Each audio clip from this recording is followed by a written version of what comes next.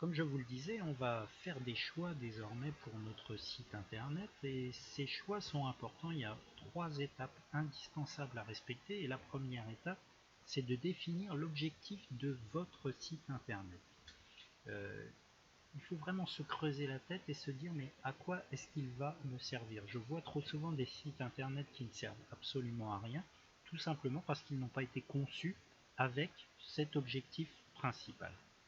Alors les objectifs y sont essentiellement de 3 ordres. On va commencer par le plus simple au niveau du travail sur notre site internet. Je veux juste m'exercer à créer un site internet, je n'ai pas de contraintes, je peux chaque jour changer totalement l'organisation de mon site, je peux changer les visuels puisque de toute façon je n'attends pas un retour de la part des visiteurs sur internet. On pourrait même dire qu'on peut se passer des moteurs de recherche puisque ce site c'est pour moi et c'est pour m'entraîner. Une deuxième étape, ce serait de vouloir partager sa passion avec d'autres. Si j'ai un site de photographie ou de musique et je n'ai pas de visée professionnelle, je peux me passer effectivement du côté professionnel et de l'organisation d'un site professionnel. Il serait très facile alors de publier rapidement sur mon site internet mes musiques, mes photos, alors ça peut être joli sous forme de galerie, mais encore une fois, je ne vais pas avoir cette nécessité de faire connaître au plus grand nombre mon activité.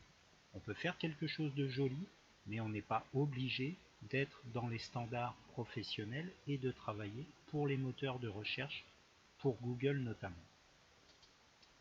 Enfin, le troisième objectif, et qui est peut-être le plus répandu et le plus important, j'ai absolument besoin de ce site internet pour me vendre ou pour vendre quelque chose. Et là, on va être obligé de passer par certaines règles, certains standards pour que les moteurs de recherche nous reconnaissent dans notre activité et surtout qu'ils nous reconnaissent comme étant de vrais professionnels d'Internet. Alors ça peut vous faire peur quand je dis ça, mais si c'est votre objectif, ça sera un petit peu plus long, mais sur le long terme, vous y gagnerez vraiment à travailler vraiment votre site internet et j'ai envie de dire à travailler finalement ce qui ne se voit pas, le fameux code.